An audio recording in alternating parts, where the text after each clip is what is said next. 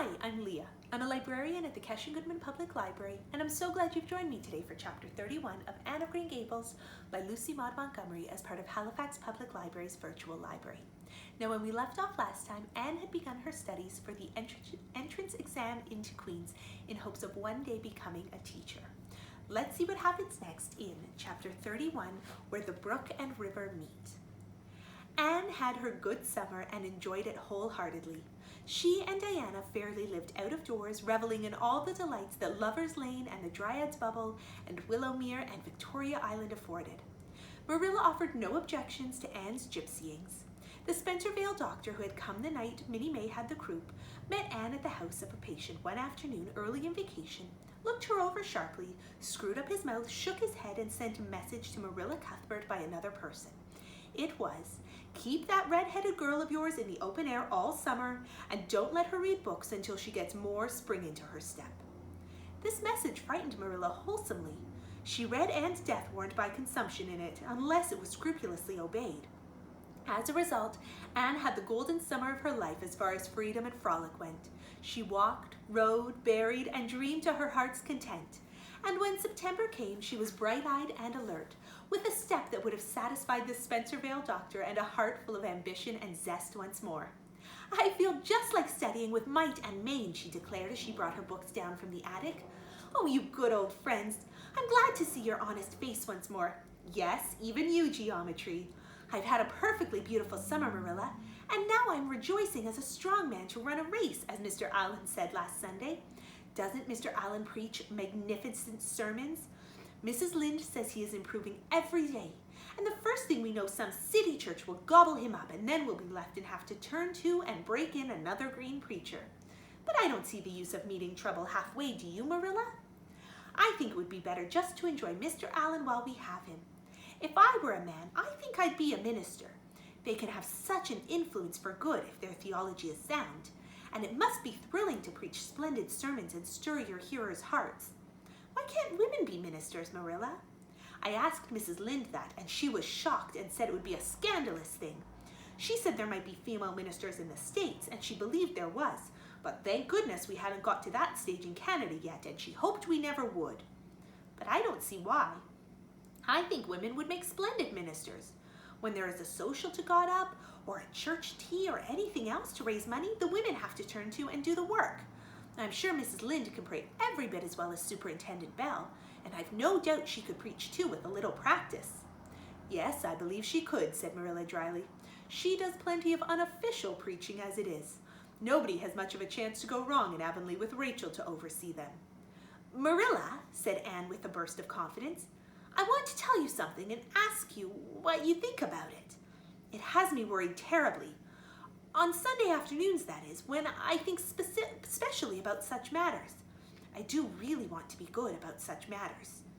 And when I'm with you, or Mrs. Allen, or Miss Stacy, I want it more than ever, and I want to do just what would please you, and what you would approve of. But mostly when I'm with Mrs. Lynde, I feel desperately wicked, and as if I wanted to go and do the very thing she tells me that I ought to do. I feel irresistibly tempted to do it. Now, what do you think is the reason I feel like that?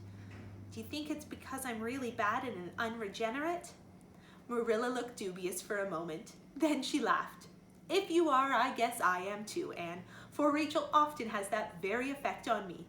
I sometimes think she'd have more of an influence for good, as you say yourself, if she didn't keep nagging people to do right. There should have been a special commandment against nagging. But there, I shouldn't talk so. Rachel is a good Christian woman, and she means well. There isn't a kinder soul in Avonlea, and she never shirks her share of work."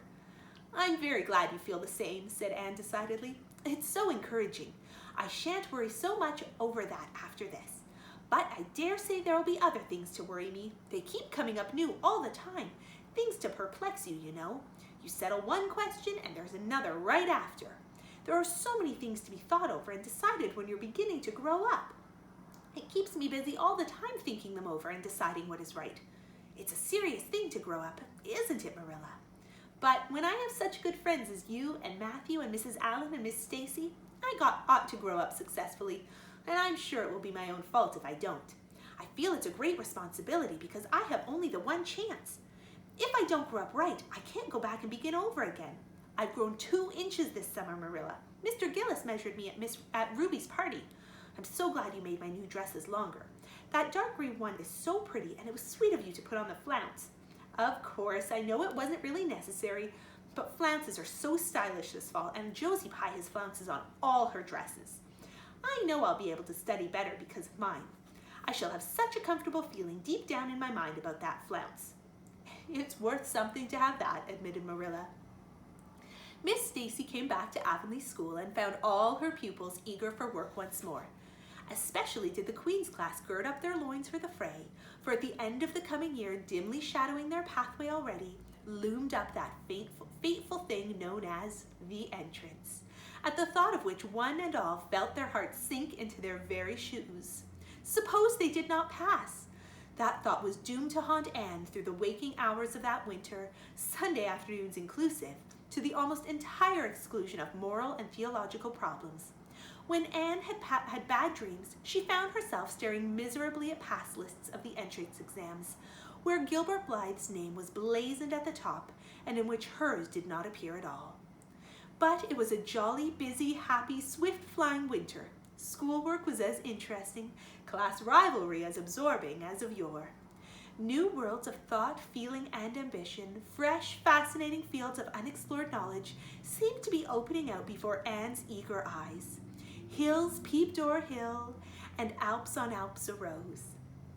Much of all this was due to Miss Stacy's tactful, careful, broad-minded guidance. She led her class to think and explore and discover for themselves, and encouraged straying from the old beaten paths to a degree that quite shocked Mrs. Lynde and the school trustees, who viewed all innovations on established methods rather dubiously. Apart from her studies, Anne expanded socially, for Marilla, mindful of the Spencervale doctor's dictum, no longer vetoed occasional outings. The debating club flourished and gave several concerts. There was 1 or 2 parties almost verging on grown-up affairs. There were sleigh rides and skating frolics galore. Between times, Anne grew, shooting up so rapidly that Marilla was astonished one day when they were standing side by side to find that the girl was taller than herself. "Why, Anne, how you've grown!" she said almost unbelievingly. A sigh followed on the words. Marilla felt a queer regret over Anne's inches. The child she had learned to love had vanished somehow, and here was this tall, serious-eyed girl of 15, with the thoughtful brows and the proudly poised little head in her place. Marilla loved this girl as much as she had loved the child, but she was conscious of a queer, sorrowful sense of loss. And that night, when Anne had gone to prayer meeting with Diana, Marilla sat alone in the wintry twilight and indulged in the weakness of a cry. Matthew, coming in with a lantern, caught her at it and gazed at her in such consternation that Marilla had to laugh through her tears. "I was thinking about Anne," she explained. "She's got to be such a big girl, and she'll probably be away from us next winter. I'll miss her terribly." "She'll be able to come home often," comforted Matthew, to whom Anne was as yet and always would be the little eager girl he had brought home from Bright River on that June evening 4 years ago. "The branch railroad will be built to Carmody by that time." "Oh, it won't be the same thing as having her here all the time," sighed Marilla gloomily, determined to enjoy her luxury of grief uncomforted. But there, men can't understand these things. There were other changes in Anne, no less real than the physical changes. For one thing, she became much quieter. Perhaps she thought all the more and dreamed as much as ever, but she certainly talked less. Marilla noticed and commented on this also. "You don't chatter half as much as you used to, Anne, nor use half as many big words. What has come over you?" Anne colored and laughed a little as she dropped her book and looked dreamily out the window, where big fat red buds were bursting out on the creeper in response to the lure of the spring sunshine. "I don't know. I don't want to talk as much," she said, denting her chin thoughtfully with her forefinger. "It's nicer to think dear, pretty thoughts and keep them in one's heart like treasures. I don't like to have them laughed at or wandered over. And somehow I don't want to use big words anymore. It's almost a pity, isn't it? Now that I'm really growing big enough to say them, if I did want to. It's fun to almost be grown up in some ways, but it's not the kind of fun I expected, Marilla. There's so much to learn and do and think that there isn't time for big words. Besides, Miss Stacy says the short ones are much stronger and better.